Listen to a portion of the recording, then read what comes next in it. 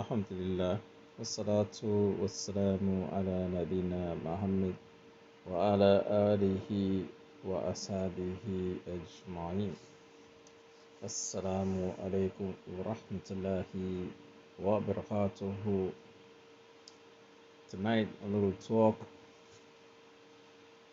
something that I was thinking about focusing on, and that's um, following other people's expectations when it comes to learning the religion. There are many people who follow other people's expectations when it comes to learning the religion of Islam. And sometimes when people do this, follow other people's expectation about learning the religion, at times they're seeking of knowledge, there's no benefit in it, or the benefit in it is little, or they will seek knowledge the wrong way. And the reason why some people do this, they try to fulfill other people's expectations on studying Islam, is based upon fitting in, it's based upon trends, it's based upon wanting to be accepted.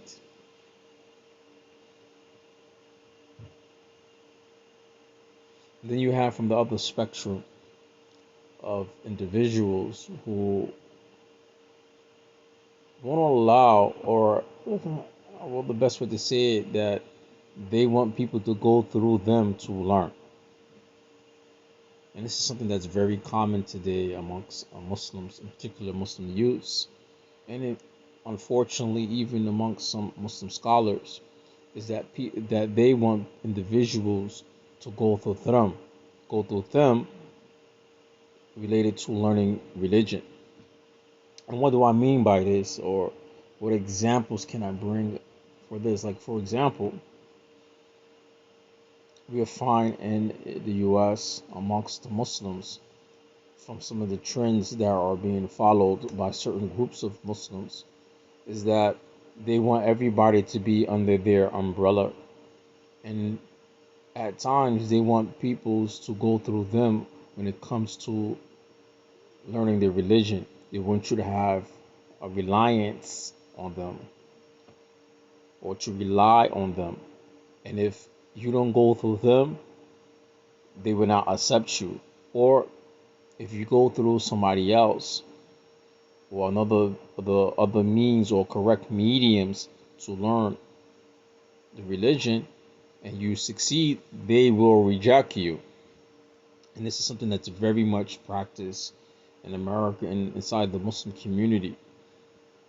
Um, and that's where it comes to related to sincerity, and sometimes people being tested. Because the reason why I bring this up, because I see there's some brothers who have studied Islam from Kitab and Sunnah for authentic peoples and authentic institutions or resources of knowledge, and because they are not with a particular group of Muslims or a particular clique or with a particular trend, that the followers of this particular trend or clique will not accept any advice from them or accept anything from the religion from them, because it's not coming from their guru or the personalities they're following.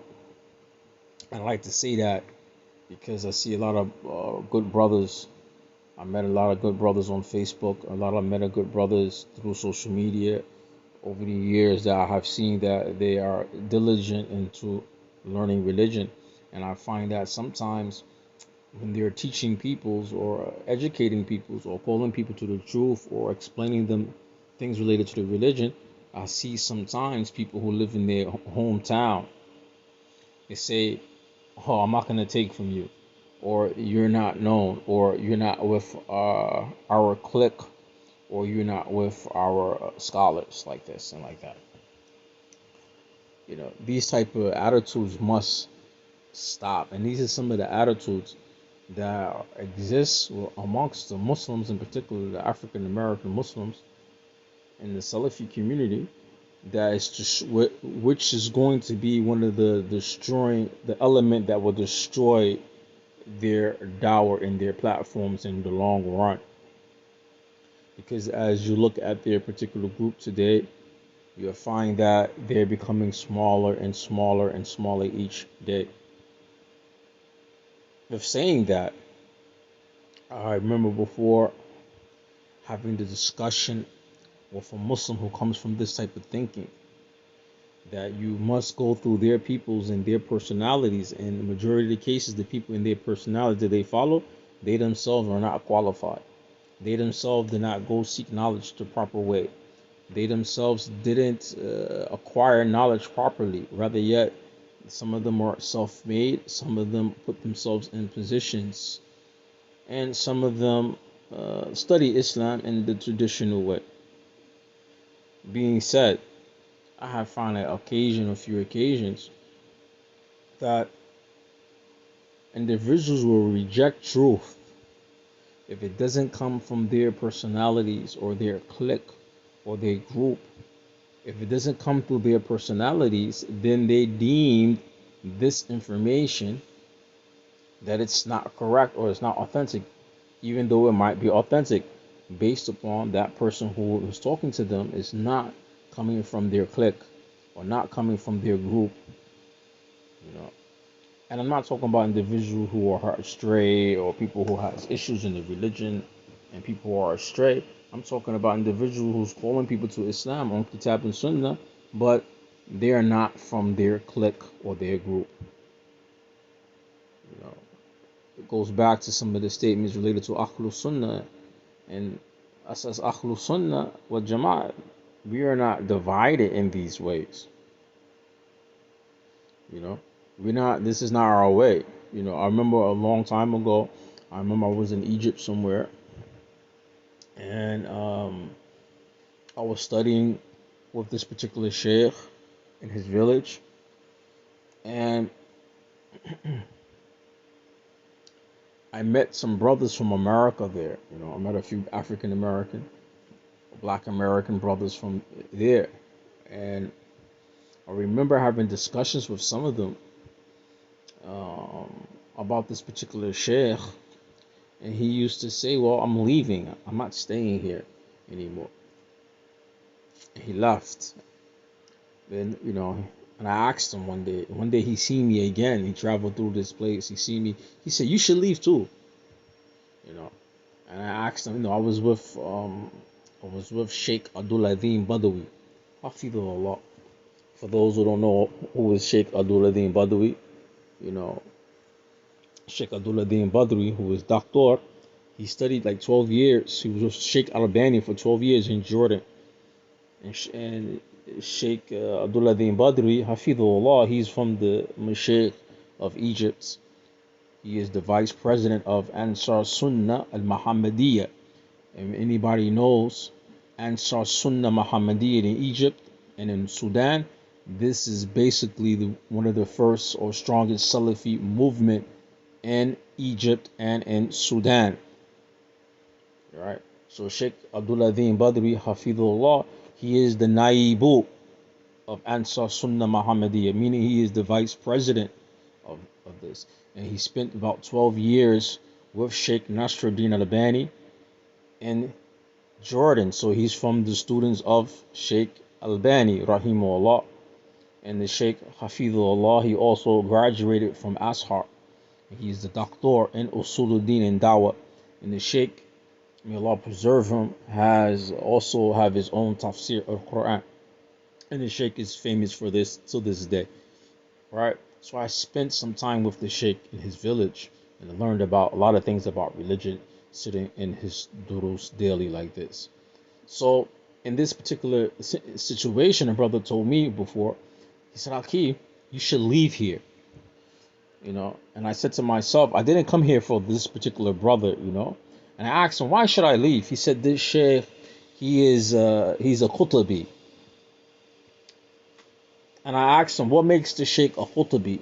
He said a particular scholar, I'm not going to say his name, who passed away,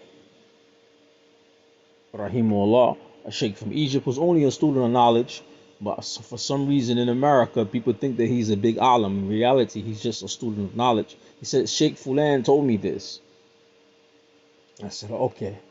I asked the Sheikh the same question. The Sheikh he was referring to, I called him, we asked him, all right? And the Sheikh gave us a different answer. And I said, okay.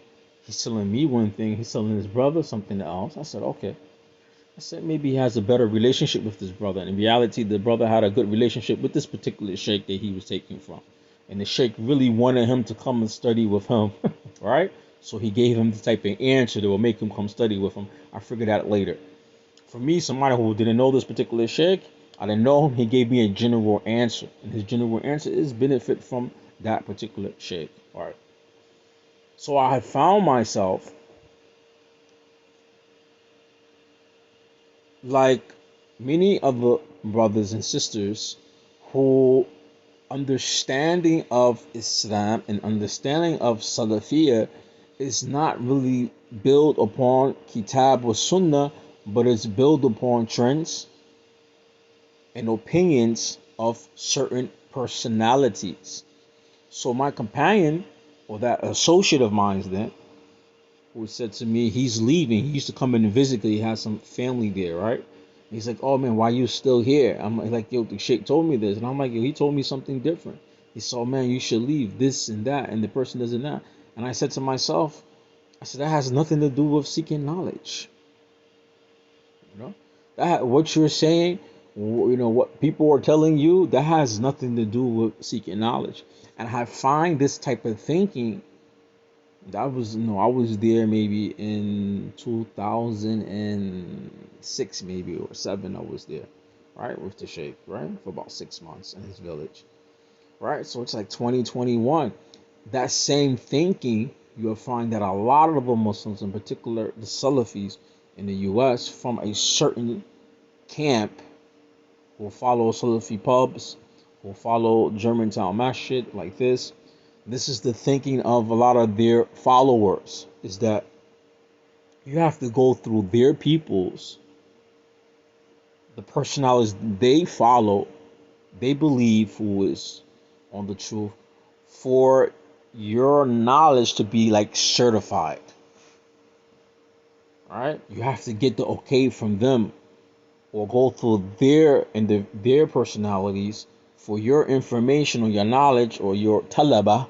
You're seeking to be certified. You know, this is Hisbiyah, you know. But many of them don't know this or can't see this.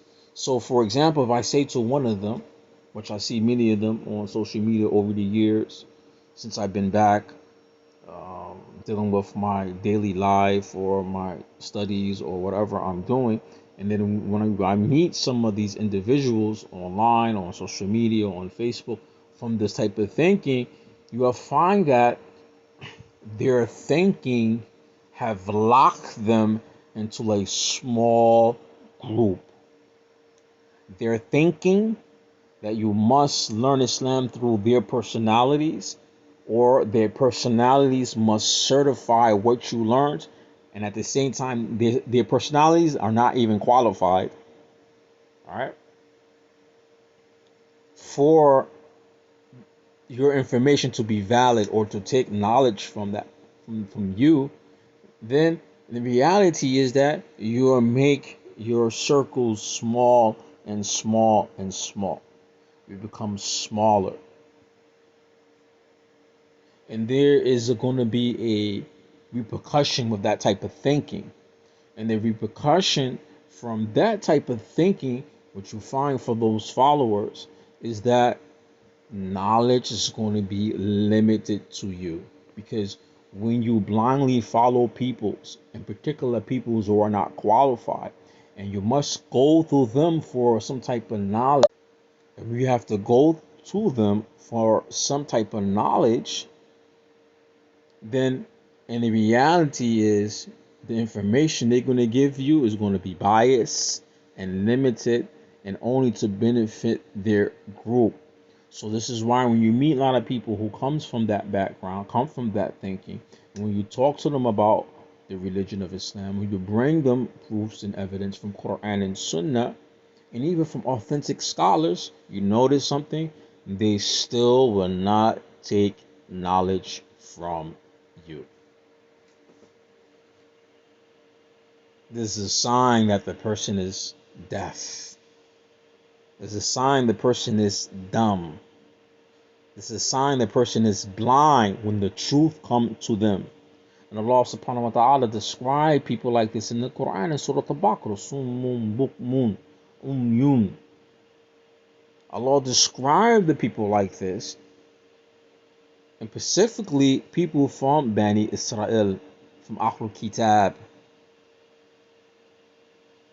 Allah described people like this related to the children of Bani Israel, specifically Ahlul Kitab in general. The truth come to them and they still will not receive.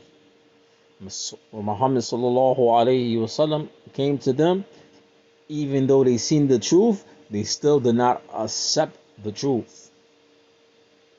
But if you ask those brothers and sisters who follow Salafi publication, come from Germantown here in the US, Masjid in Philadelphia, who comes from this circle, this closed circle of only certain personalities, if you ask them, if you bring them the truth, you bring them the Mahaq, they become just like the people of Ahlul Kitab. When the truth comes to them, they become dumb, deaf, and blind. But so and so didn't say that. Hassan Somali didn't say that. I have to hear it from him or his personality. I have to hear it from Musa Richardson. And that becomes their deen now. This is their deen. And then when you look at the situation, you'll find that the personality they are following is not from Ahlul Ilm. And there is some type of limitations or requirements when it comes to blind following in Islam. Right? There are some forms of blind following in Islam that is not permissible, and there's some forms of blind following that is permissible with conditions.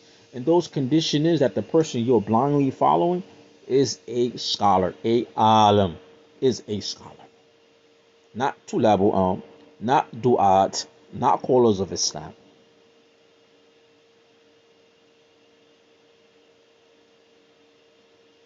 That shows the lack of people's sincerity, and that shows that when you are not sincere with learning, and you're not sincere with your religion, or you put your faith into another individual without your studying, without you putting any efforts, this is going to be your downfall. This is going to happen to you. I don't care how much you put Salafiyya on your, at the end of your name, how much you put Salafiyya on your Facebook page, no matter how much you write the word Salafiyya on clothing,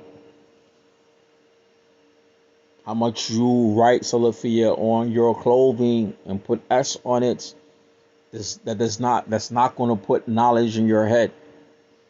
This is just symbolism. This is not knowledge. It's not going to put knowledge in your head. It's not going to preserve you. It's not going to protect you.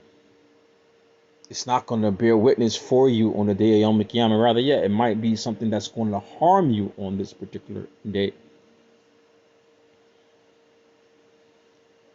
This is why it's very important seeking knowledge in Islam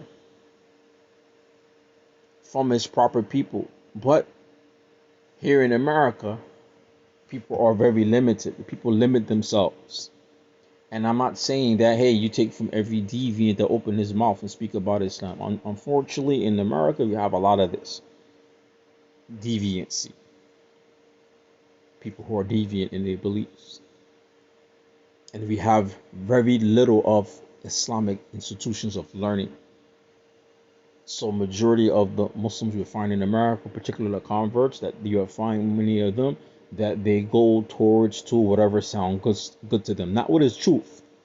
Not the truth. Whatever sounds good to them. That's one of the problems of Salafi publication and Salafi pubs and Germantown Masjid. The people who follow Germantown Masjid and those people who associate themselves with Salafi pubs, their followers, that is one of their main issues.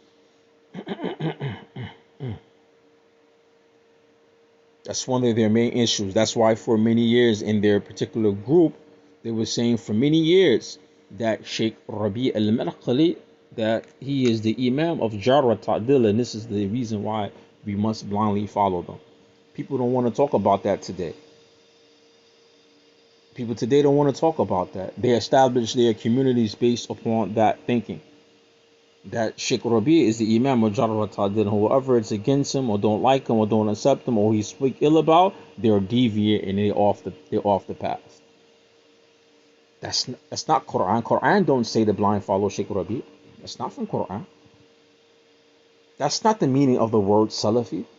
Salaf the Salih, a Minhaj Salafi, it doesn't mean blindly follow opinion of one sheikh or even a body of them or a mathab.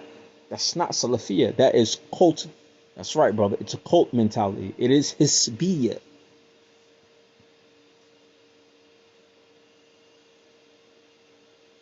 That is the reality. They're going to say, oh, brother, but okay, who you study with? I study with somebody. I have some tazkiyah myself. I have studied with somebody and I have some tazkiyah. They think that you must learn with them or be accredited by their personalities. Who told you that? Where in the religion it says this? Where in Quran and Sunnah it say this? I have to be accredited by your personalities and the people you blindly follow.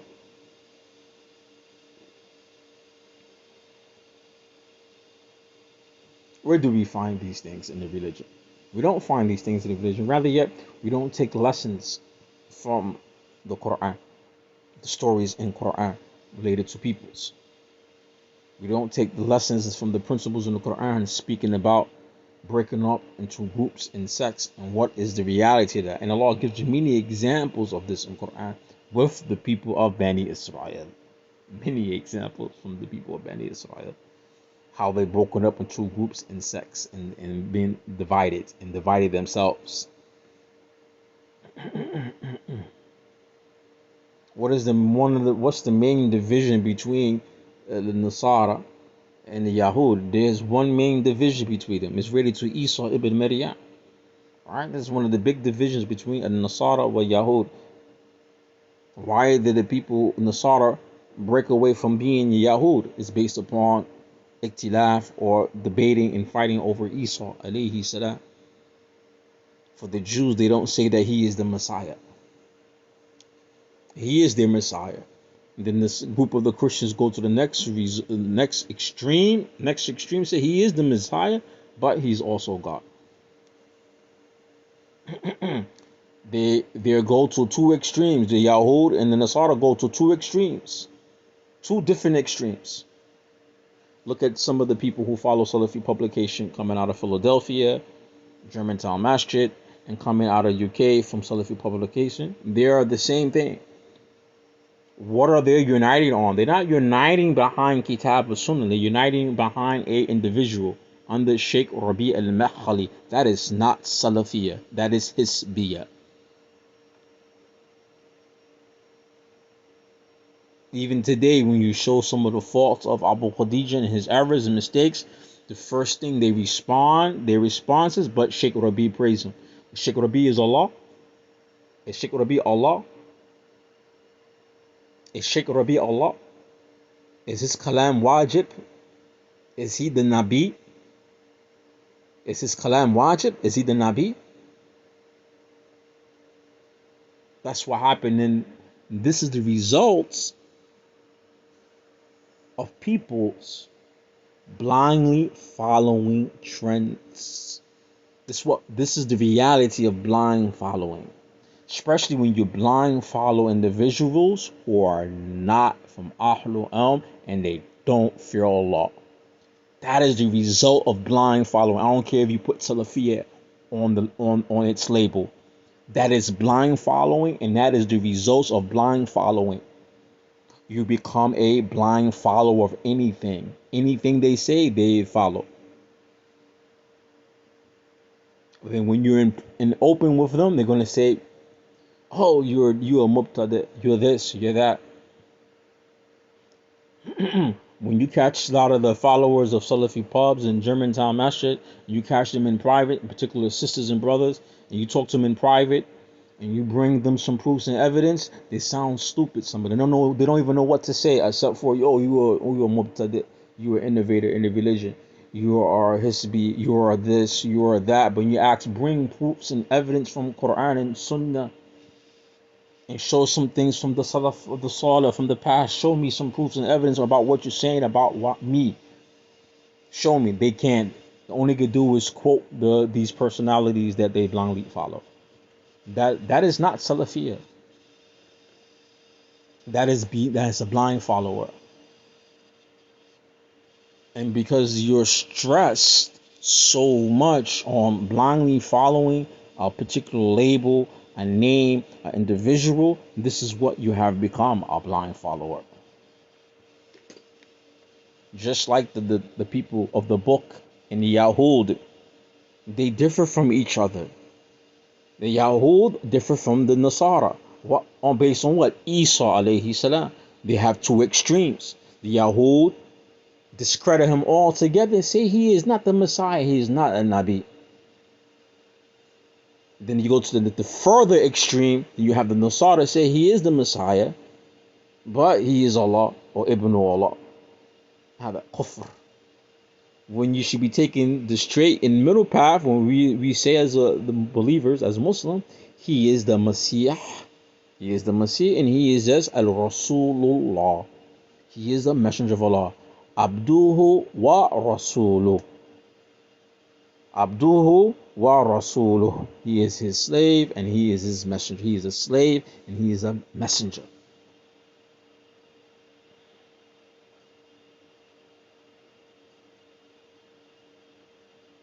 That is the middle path.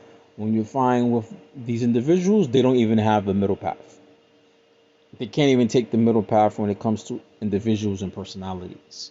We see if you look at the Nasara and Yahud, we see the two extremes of blindly following individuals. And then Isa alayhi salam, at the end of the day, is free from what they ascribe. I cannot say that about Sheikh Rabi al-Mirqali. I personally can't say about that. Because for many years, Sheikh Rabi al-Mirqali allowed people to call him the Imam of Jawat Tadil. For many years, he allowed this. And I even heard many other mashaykh in his camp call him this. And you ask them, what it means to be the Imam of Jadil, and you're a blind follower, anything that he say, they're going to say Sheikh Arabani said this. Nothing returns back to Kitab or Sunnah. They're going to say Sheikh Albani made this. Did the Sheikh say this in some type of praise or tazkiyah? What did he mean by this? Return it back to Kitab and Sunnah. In the Kitab and Sunnah, if there's somebody, Imam Mujawwad Tadid, that we blindly follow, they don't have an answer. They can't go back to Kitab and Sunnah. They're going to say, okay, Imam Mujawwad Tadid, okay, then what is that subject in? That's in Mustalah Hadith then. Okay, labas. In Mustalah Hadith, that's related to al-isnad of Hadith. That's related to the sciences of Hadith. Who in the narration is a liar or had a bad memory, or is authentic, or is a Rafida, or is a Shia, like this. This is what Imam Wajarra Tadil means. It's talking about the isnad of Hadith, the science of Hadith.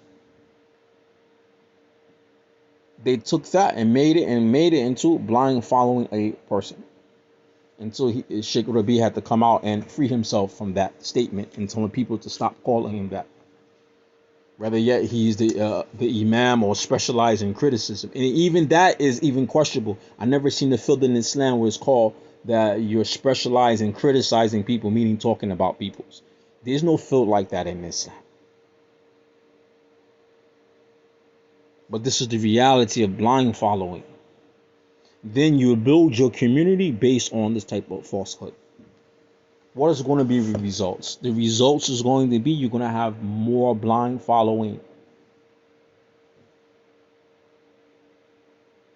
Then the worst scenario for them, imagine you live your life 20 years, 30 years, and you have this type of belief with you. 20 years, 30 years, and you ask the brothers who have this thinking, people in the community have this thinking, ask how many of you guys ever met Sheikh Rabi'?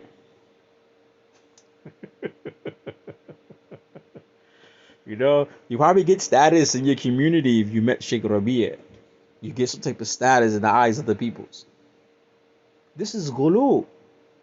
But imagine how many years you follow this person, this individual, this personality, and you ask them, if I go to Philly right now, Germantown, Massachusetts right now, I go to UK, Salafi pubs right now, the followers right now, I asked them, how many of you guys read any books of Sheikh Rabi al-Maqali? They're going to mention one or two books or three books they translated. The Sheikh have many books. I got actually some of his books right here. Actually, I got his fatwa somewhere in this pile right here. It's three of them. It's here somewhere. I got his fatwa here somewhere. Right? It's like a muqtasir. It's like a summarize some of the best fatwa from in 3 volumes. I have it right here. Ask how many of his followers they claim that he is this great imam. How many of them read his books and his articles and stuff and read his work? None of them do. None of them do. Matter of fact, the people who are claiming or using him in the community do not even teach his books or his explanations of things or his books and explanations of things. And the followers don't get it because that's the reality of being a blind follower. See, they criticize people like Jamaatul Tabligh. The followers of Jamaatul Tabligh is being blind followers, right? You have the same mental conditions of the people who follow Jamaatul Tabligh. You have the same mental condition of those peoples who follow those Sufis, Tariqah, who worship the saints in the grave and ask them for help. I'm not saying you committing these acts. I'm saying you have the same mentality of these peoples. That's right, brother. They don't teach them none of the books of Sheikh Rabi' al-Makhali.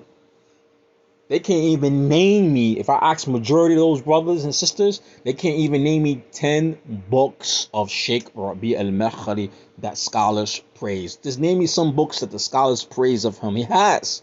They can't even name them. Maybe some of their du'at can't. Then you ask the people in the community, why are you not teaching their work? Because even if I look in Sheikh Rabi's fatwa, and I read some of them and explain some of them, you're going to find that the people who are claiming to follow him are doing the opposite of what he's saying people should do related to matters of the religion. They're doing the opposite. This is their condition, is the condition of every blind follower from all ages. This is the results of blind following. When you tie the truth to personalities and not back to the kitab wa sunnah.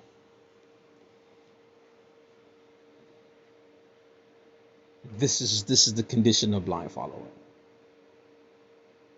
So people feel, there is a culture amongst the Salafis.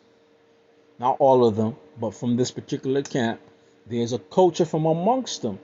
If you don't go through what they consider to be a legit way of seeking knowledge through their certain personalities, it's like you're not legit then. Who said this? Did Allah say this? Allah safa alaykum sunnati. He didn't say upon you is the sunnah of any sheikh or any Islamic college or a particular Islamic college, a particular Islamic university. And some of these faults or beliefs like this, it comes from Saudi Arabia. A lot of it. All right?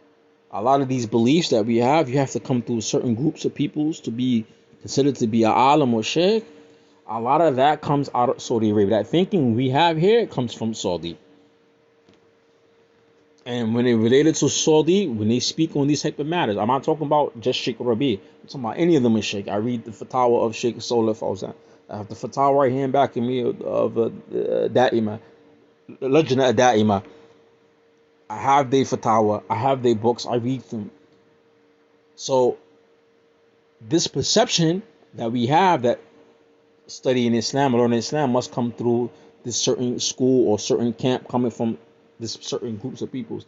A lot of that origin of that comes from Saudi, and it's based on politics. I have to be very honest. It's based on Saudi politics and Saudi culture. Why? Because in Saudi Arabia, their Sheikh is trying to protect their peoples from not going to certain groups and sects. That doesn't benefit the people's Islam or do not benefit the country. So they have certain things, certain mashayikh say certain things like, yeah, you want to go seek knowledge, you learn knowledge, go to Ahlul talk about their mashayikh in Saudi. Their ulama that are known, their ulama who works with the government, for example, who are known for knowledge and have these different type of tazkiyah and who are safe. They are referring to that to save their peoples. It doesn't mean here in America that if a person must take from somebody Islamic knowledge, it must come through this particular camp or this particular school. Before Saudi Arabia had a university where was Muslims learning. Saudi Arabia government's a very new government. Islamic universities in Saudi Arabia is very new. I don't even think it's 60 years old. Personally, I don't even think it's not even 60 years old. Where were Muslims getting educated before? Before Saudi Arabia was a government, where were Muslims getting educated in the world? Where did Sheikh Muhammad Abdul Wahhab rahimahullah get educated from? That's really the real question. Where did Sheikh Muhammad? What countries did Muhammad Abdul Wahhab rahimahullah go to study Islam? It wasn't all in the Arabian Peninsula. Al Jazeera, Al Arabiya, what we consider to be the Arabian Peninsula. He traveled to other places, other countries, other Muslim countries for knowledge, with other mashayikh, other scholars. So that means that the Muslim world is known for knowledge. It's not restricted to one land. Some of our thinking must stop. And this doesn't mean that, hey man, now I take my religion from anybody who open their mouth. Doesn't mean that. Oh no, doesn't mean that.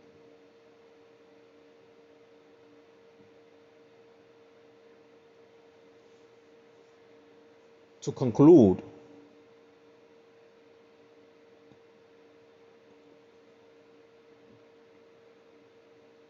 learning has many paths and have many levels. Everyone is not going to be like Sheikh Tahir White. Everyone is not going to be like Muhammad Munir. Everyone is not going to be like particular individuals.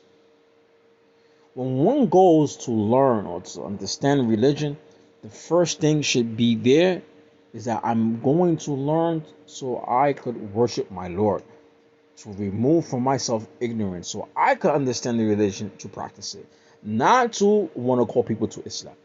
That's the first thing. Why? Because if I say that I want to go teach people Islam, maybe my intention is not correct. That could misguide me.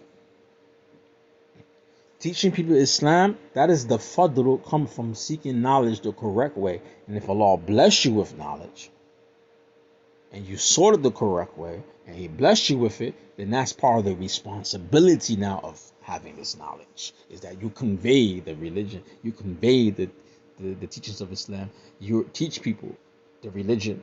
That's part of your response, your mas'uliyah.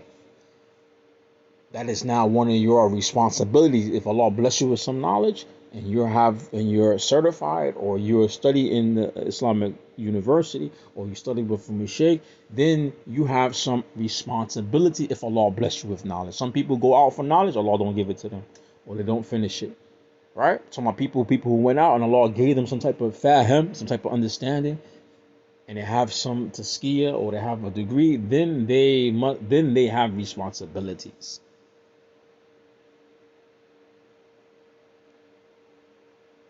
That's why in this particular group that I mentioned, from Salafi pubs followers, from Germantown Masjid all the way to the UK, this is why in their group they don't understand this, because there's some of their callers, I can mention them by name, they didn't study knowledge the right way.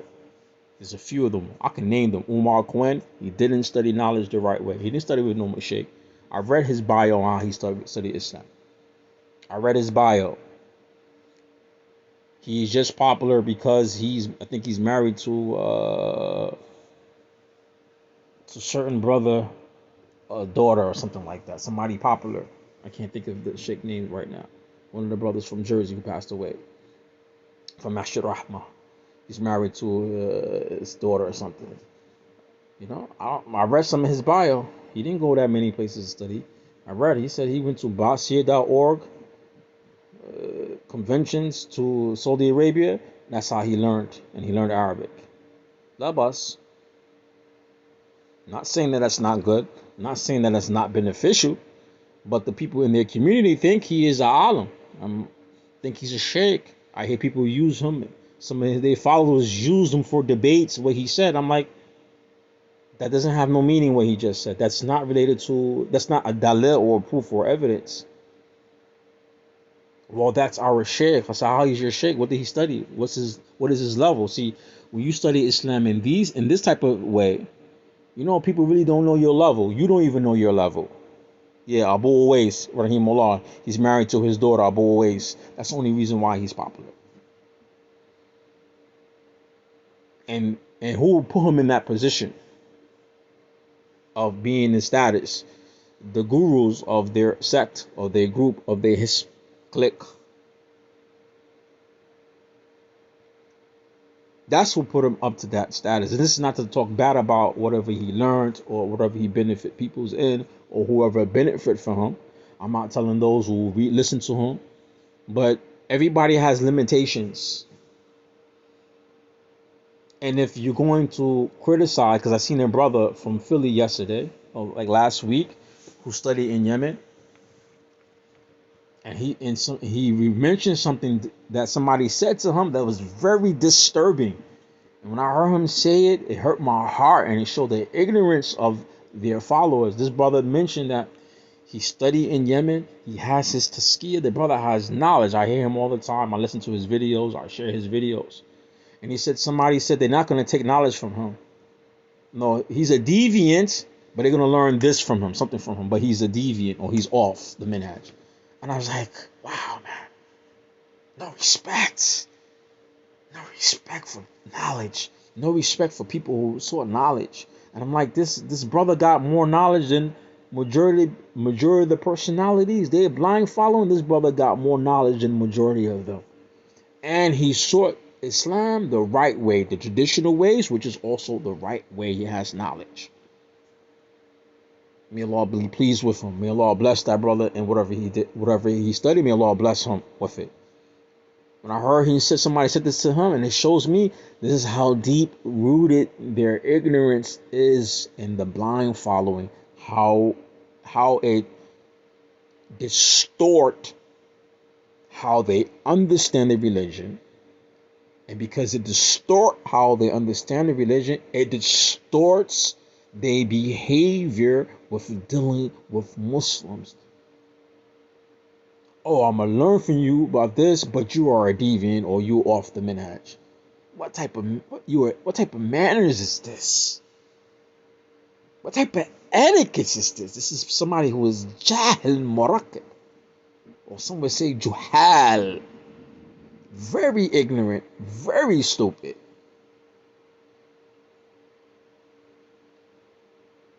You know? Because of this person then is not sanctioned by your groupies, your gurus. This is not how knowledge is sought. This is not how Muslims have behavior with other Muslims who are from Quran Sunnah wal Jama'ah.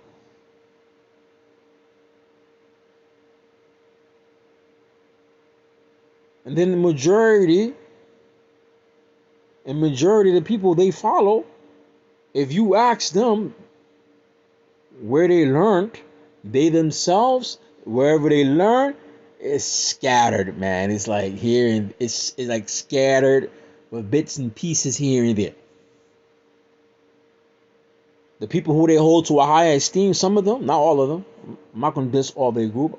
I'm not going to say something that I have no right to say.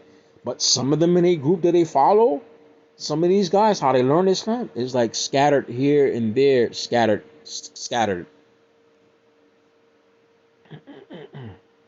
Here and there.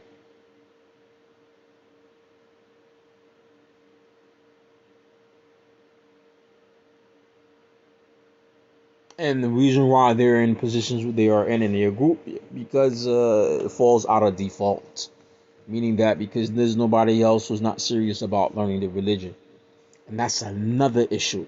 If you're not serious about learning religion and you're not taking up the proper means and steps to secure these things in the community, then this type of attitude and behavior that is seen in the community there is the results of that. And it's not going to get better. It's going to get worse. It's not going to get better. And this is the thing about blind following. It don't get better. It gets worse.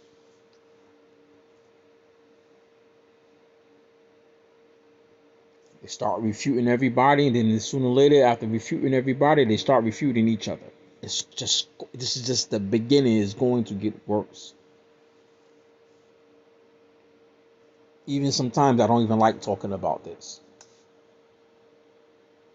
But the more I try to leave it alone, the more I meet people, especially coming from Philly, brother, sister coming from Philly, or some of them they caught up in the mix and they become isolated in Philly because they see the wrong, they can't change it, they can't say nothing about it because they be ostracized or they will have problems with people's.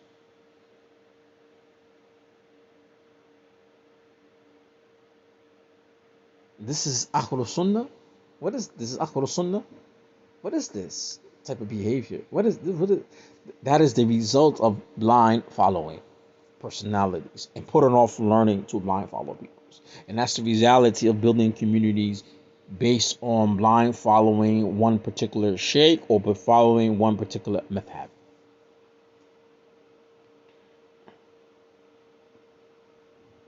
This is the reality of that.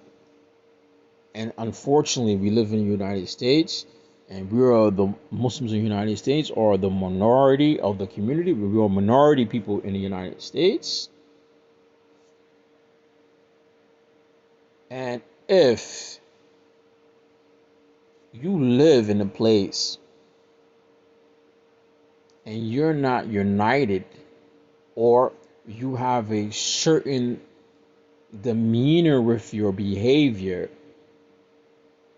that other Muslims start holding grudges against you, and I'm not talking about people who's openly upon shirk, Muslims who practicing shirk, Muslims who clear bid'ah. I'm not talking about that. I'm talking about the average day Muslim, who don't know about none of that stuff, who just trying to worship Allah, trying to be sincere, just trying to fulfill his obligations. And if you have these manners with people like that, you're going to run people away from the deen. You're going to run people away into the hands of Ahlul Bidah. Why? Because when they go to the Ahlul Bidah, them Sufis and people got good manners. Them Sufis got good manners and good etiquettes. And some of them Sufis, some of them, especially from the Arab, from them, they got knowledge. I ain't gonna lie. From the Africans and from the Arab, from them, the Sufis, they got knowledge. I ain't gonna lie. I lived in an Arab country, so I could tell you right now. I could show you some Sufis, some people with Ash'ari and Aqidah from the Arabs, and they talk about anything. They give durus. They don't even have the book with them. They memorize the book. The Sheikh in Saudi, he got the book in his hand. The Sheikh in Saudi, from the Kibar Ulama, he got the book in his hand. I could show you in Morocco and Mauritania, they Sheikh go to the durus. The Sheikh don't got no book. The Sheikh don't have no book. Sheikh, he's blowing off his memory. All the whole book, the whole shot, in the Sheikh's memory.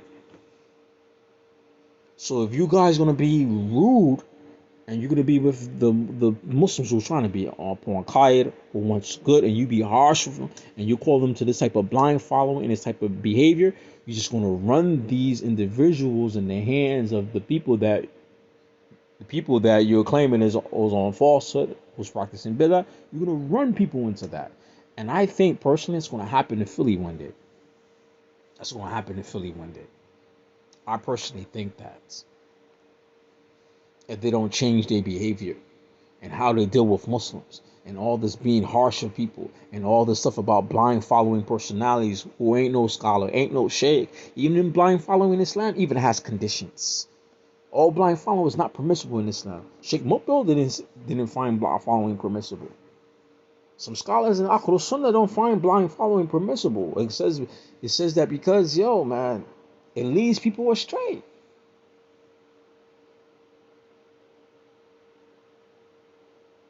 And then you have some scholars say a blind follower, straight up, blind follower is not aql. Oh, ain't no student of knowledge, ain't the people of knowledge, ain't no student of knowledge. He a muqallid. That's an usul al-fiqh. Al-muqallid laysa min aql. هذا في usul al-fiqh. This is an usul al-fiqh. Al-muqallid laysa min aql.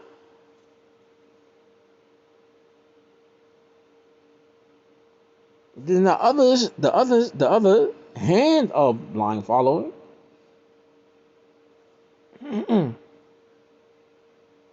that is permissible. And I'm not speaking about having children or raising children, they following their parents. I'm talking about as adults, Muslim and mukallaf. The Muslim will have his mind, who's adults.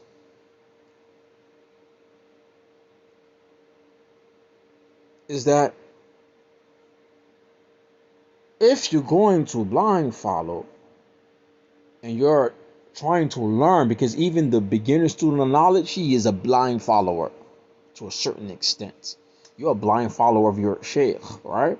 Your sheikh, you don't know that your sheikh teaches you, he informs you, he teaches you, he gives you the knowledge, and then he gives you the tools where you'll be able to distinguish between haqq and batil, understand sharia, to break down principles, to understand principles, right?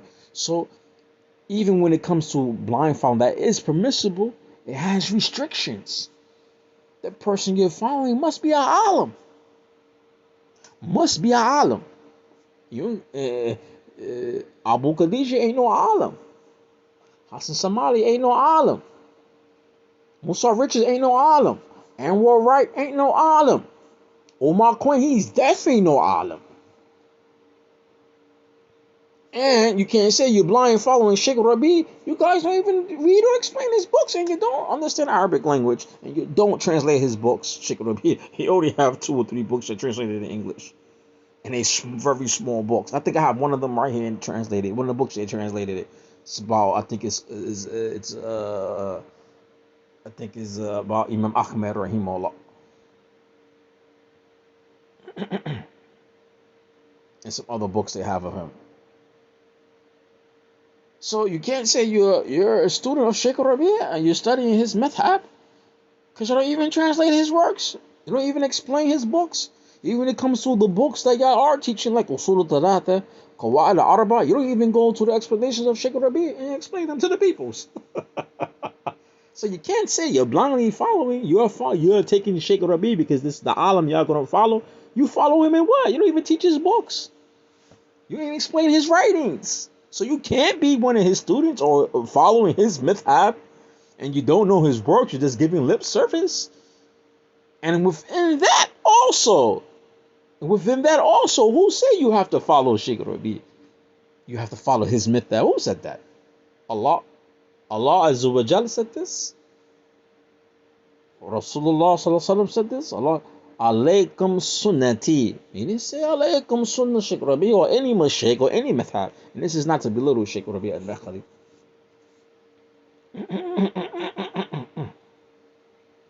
But what you're claiming you are following him, you're not even following him. You don't even know his works. The followers. So the reality is, and I will end with this. The reality is, I've been saying that for a while. The reality is the middle path. You have to return back to the middle path. And that's where the group that's following Salafi pubs, that's where they don't want to go. That's where they need to go. Following the middle path. That is the solution for all the fitna, all the problems, all the division. It's following the middle path, going back to the basics.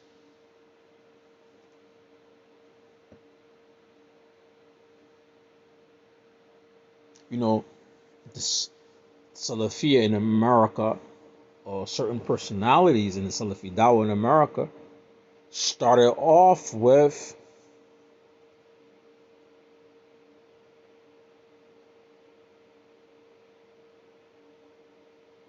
debating and belittling, right?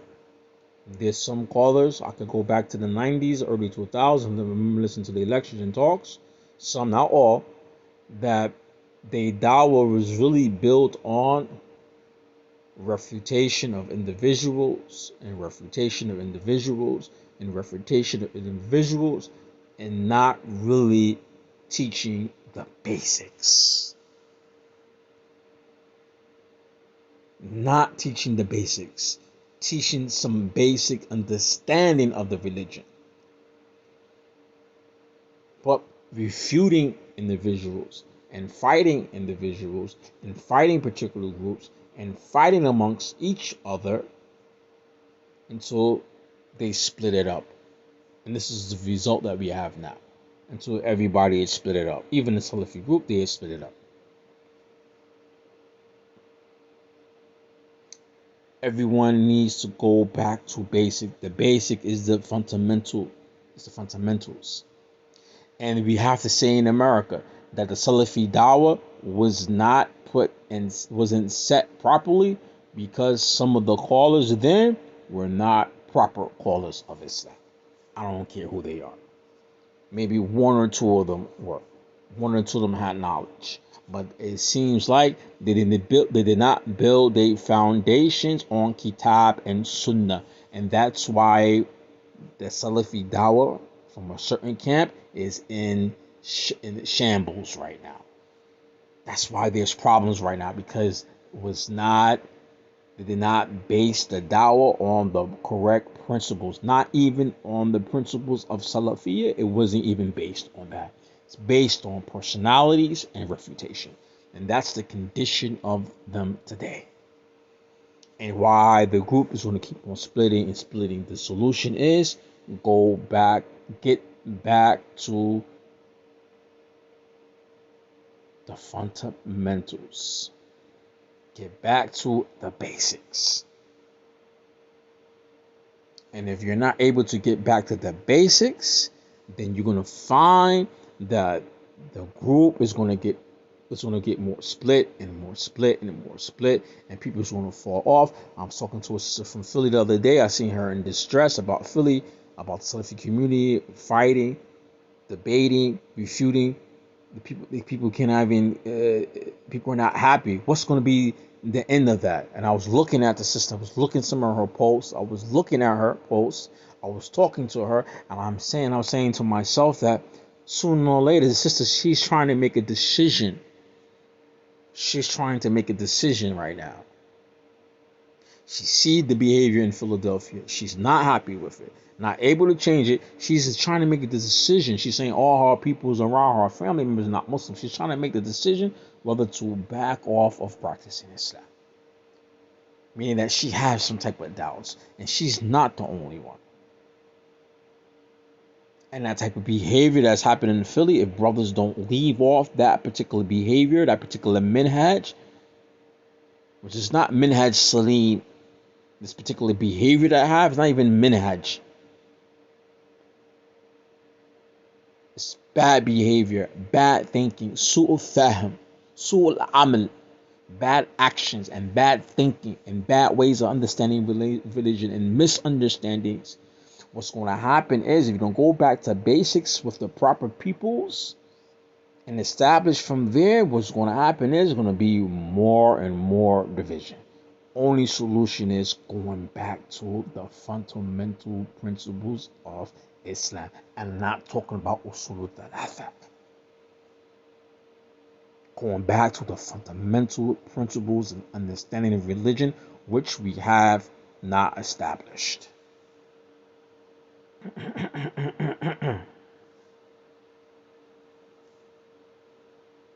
And the brother Michael said is neither is it based on providing social services and solutions for black people in their communities. You got that right. Yes, you got that right. You're right about that also. Because if you have those social services there, and those social services is not based on Islamic principles, it's just because you go to the kuffar and you have these issues, you're gonna say, "Oh man, you have some mental health issues because you're a little bit too extreme in your religion." That's what I'm gonna tell you. You're too a little bit extreme. It's like you don't have to do that. You don't have to dress that way. You don't have to wear that hijab. You're in America. I already know what it is, right? But even with providing social service and solutions for blacks in their community, if that's based on the principles of Islam, then also that could be part of a solution. Because sooner or later, if we say we are believers and we have the solutions from our faith and we're not practicing it with each other and we're bickering, fighting, then that means that who are going to be the ones to save the disbelievers? Our family members, our mothers, our fathers, our sisters, our brothers who are not Muslim, the people in our community. If the Muslims are not doing what they need to be doing and they're bickering and fighting with each other, then you're not the solution for these people's problems. Rather yet, you're part of the problem. And when the punishment comes, we're going to feel the punishment when it comes to these peoples. Why? Because we are with them and we have the answers and we're not doing what we're supposed to do. Just like the Jews today, the Jews don't call people to Judaism. When the last time you ever seen a Jew on the street on the corner giving flyers for people to be Jews? You know?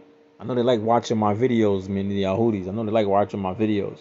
Even in New York, there's a large Jewish community, and sometimes the Jewish community they live in the hood. They live in the hood with black folks, Jewish people. They live like maybe they have half the block or more, majority of the block or the business, but they live amongst the black people. And sometimes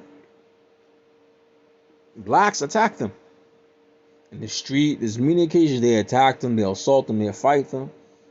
And the blacks, they're living in poverty. But the Jews, they got money. Even they live in the same neighborhood. And I said to myself, the Jews are always complaining about anti-Semitism. People always hitting them. People always fighting them. I say, hey, man, don't black folks that you live with, they live in foul. The Jew have some things with them that's still truth. Getting married, God is one, not fornicating. Jews have some principles that's still with them that is sound. All right? I said, so a lot of the problems in the social structure where they live in the society, I'm like, you're not trying to clean up the peoples. You're not trying to call them to good and remind them of good. You're just keeping the truth to themselves. So when they get beat up by the blacks in the neighborhood, I always say it's not anti-Semitic. It's because they see that you're not with them and you're not correcting them. That's why me as a Muslim, I could go in the hood anywhere in New York. As a Muslim, I could go anywhere in the hood in New York. People are going to say assalamu alaikum. People are going to respect me. I go to Harlem all the time. I go to Brooklyn all the time. I go to the PJ. I go to the projects. People say assalamu alaikum. Now Muslims say to me assalamu alaikum. They see the Muslim because the Muslim is going to tell you what is right. He's going to tell you to become Muslim. He's going to tell you that's wrong. So the Muslims need to be in the heart and providing the social service. The social service for them is the Islam itself. But if us as the practitioners, as Muslims, the practitioner not doing our job, then for sure we can't help them because we're not helping ourselves. I try to end with that. I try not to make this video too long, right? But that is one of the solutions. If you want to look at providing social service, it have to be based on Islam. Islam is the social service. Islam is the social service. Even you can look at social service, some of its principles of social service, way I understand it and see it sometimes, a lot of that stuff comes from Islam. I was arguing with some woman, some sister one day, right? And she's like, welfare, shelters for women. She's like, shoot, that stuff is from Islam. She said, it said some Muslim countries don't even have that. But that's part of the Islam. That's part of the Islam. Welfare system. What do you think zakat is? That's the welfare system. Huh? Providing for women, giving people who's poor, taking care of the poor people. That's part of some of the Islamic structure. So, if we practice Islam properly, Islam itself is providing social service and solutions for blacks, Spanish, whites, everybody. If it's practiced correctly. But if we're not doing our job and we're bickering with each other, we're part of the problem. But that's another topic for another day. And I will try to end this video. I don't want to talk too long. I try to add this video to my YouTube page. I'll ask brothers, man, please subscribe to my YouTube page. I have our YouTube page, Abu Bara Muhammad Amriki. I'm trying to get more subscribers because I really want to be able to do live videos on YouTube and get off of Facebook. Because Facebook, little by little, I see they're always challenging me. They're always like limiting how many posts I can post in my groups and stuff. So I know sooner or later I might have to get off of Facebook. So if you put in the YouTube or the YouTube search Abul Bara Muhammad Amriki, my channel should come up. All right. Not that many people have my name. All right. My kunya. All right. And subscribe to my channel. I have now about 900. Need 100 more subscribers, and then I'll be able to do live videos because I believe I could even monetize my videos now because I have over like 100 or 200, 300,000 views of certain videos and stuff, right? But I really like to do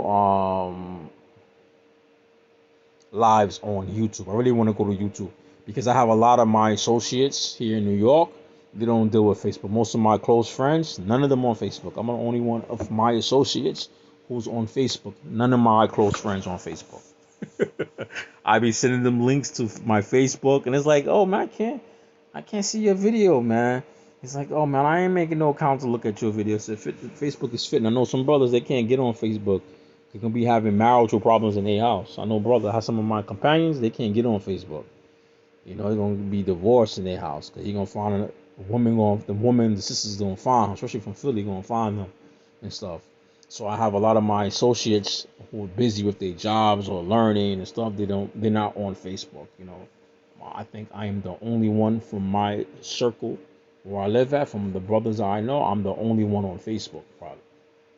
So I really like to go to YouTube.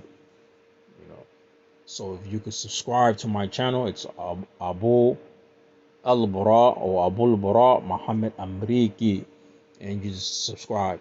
بإذن الله سبحانك اللهم وبحمدك وشاء الله وأنت واستغفر الله وأتوب إليك. I'm really trying to also maybe start if I could get 1,000 subscribers. I have some videos, some fixed stuff. I need a little bit of editing because it's too long, the videos. Some classes to give children when I used to work in this masjid. I really want to start uploading the videos to YouTube because the editing doesn't really take me too long. I just try to edit out me arguing with the kids and stuff, right? Because sometimes they be talking about crazy stuff. I have to shut them down. So I got to edit that stuff out, right? Or they be running around, jumping up, and I be have to threaten them and stuff. So I'm trying to edit out of the videos, but I want to upload them to YouTube, some fiqh stuff. I have some religious stuff, fiqh, right? Aqidah, and I'm really in the middle right now. I'm editing. I just paid somebody to edit a book I had for Ramadan. I probably think last year maybe posted a website for the book. It's called the Concise Fiqh for Ramadan, right? I paid somebody the other day to edit it. They did some work. Sister, she did some work. I'm not really happy with it, but I'm going to finish edit the rest of it, and I'm in the middle of trying to deciding to either to sell it on the Kindle, put it on Kindle, or Amazon, or to just make it a PDF free, right? I'm trying to decide what to do, right? Because I already have the stuff copyrighted. So I really want to try to explain the book maybe this Ramadan, inshallah, and I already have some videos on the book from Ramadan. So if I will upload those things to YouTube, because I noticed Facebook also, there's issues with Facebook with uploading long videos over an hour. I noticed Facebook is really changing some of its rules now, right? Related to uploading lectures and things are over like an hour or even over 30 minutes an hour, I notice you cannot upload them no more. So I'm really trying to move the video content to YouTube, all right, to YouTube. All right, if I could get 1,000 subscribers, I'm good to go. I have now 900. I just need 100 more subscribers. 100 more subscribers. So if you subscribe, it will definitely benefit me. And then when I want to upload things, I can upload them to YouTube and I don't have to worry about Facebook because I'm really like to get off of Facebook sooner or later. All right, inshallah.